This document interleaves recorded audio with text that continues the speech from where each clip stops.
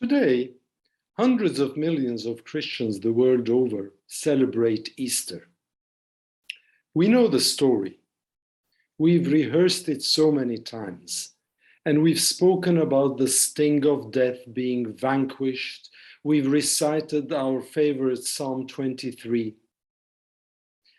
And we still interpret the story in a way that makes it diaphanous, a word that was incidentally used by a relative of mine only a few weeks ago.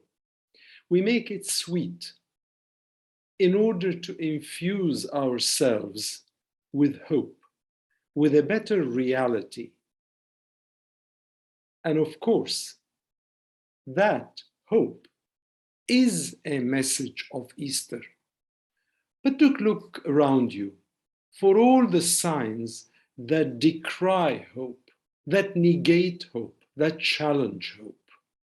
They promote violence, discrimination, oppression, inequality, subjugation, imprisonment, and so many other ills. Look at Ukraine, the war that is taking place there. But also look at Armenia. Look at the MENA region, at Yemen, with a cruel and desperate war. Libya, shambles, Syria. What can I say about Syria? Palestine and Israel, a conflict that spans decades and decades, and yet justice has not been restored. Lebanon, Iraq, Sudan, Algeria, Tunisia. Shall I continue? How can we justifiably suggest today, on Easter Sunday, that hope has conquered the grief of Good Friday? But hold on. Slow down and let's backtrack a bit with the Passion story. At its immediate conclusion, Mary of Magdala, Mary Magdalene, Magdala is a town in the Galilee on the shores of Lake Tiberias. She went and saw the empty tomb. Then she ran and informed Peter, who was all excited and started talking about Jesus is Lord, which was a direct affront to the popular Roman slogan, Caesar is Lord. By refusing to submit to Caesar Augustus as Lord and claiming a new king and a new kingdom, Jesus and his followers were committing nothing short of treason. Now compare Caesar's kingdom with Jesus' kingdom.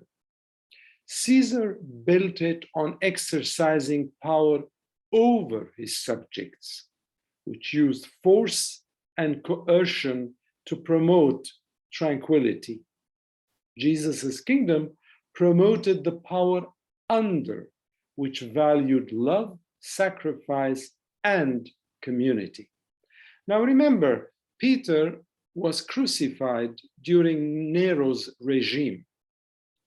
So the radical message of Easter then, for me at least, is not simply that Jesus rose from the dead. It's what Jesus's resurrection meant to Caesar's regime and, by analogy, to every other regime, including those in our neighborhood today.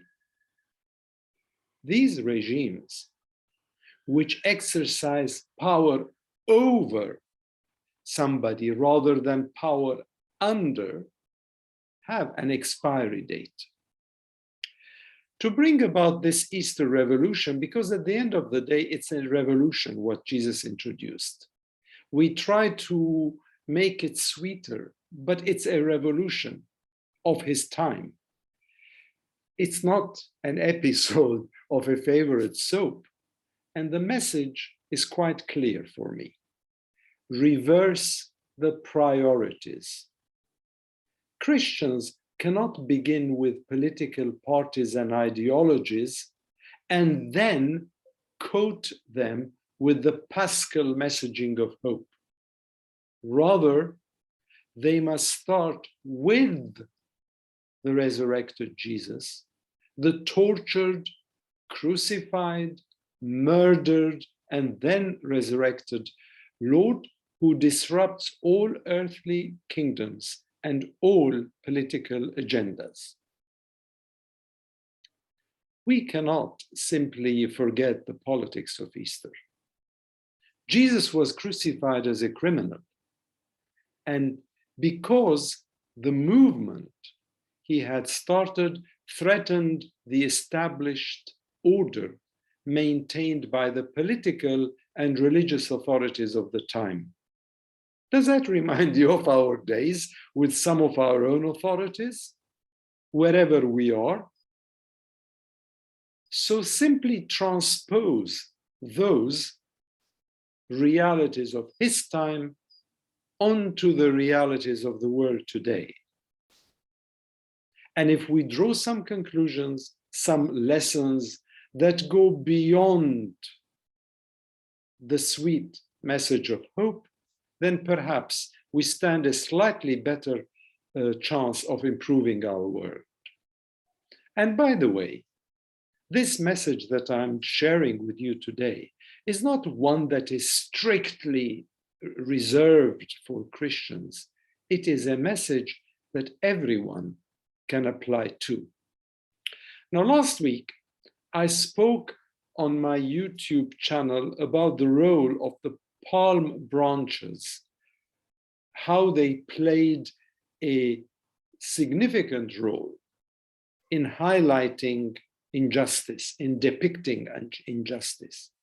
So today, I reiterate that if we can improve and overcome the Saccaric blandishments, and if we can replace that faultless violin with a more discordant instrument that is more real and that defines the work ahead and highlights, puts en relief the injustices that so many people face every day. Just gave you examples of my own backyard, from Yemen to Libya to Syria to Lebanon to Palestine, all of them. If we can do that, then maybe, just maybe, we can claim the right today to say, Al-Masih qam, haqqan qam, or in its English version at least, he is risen, truly he is risen. Take a few minutes and think about my reflection. And a very joyous Easter to you all.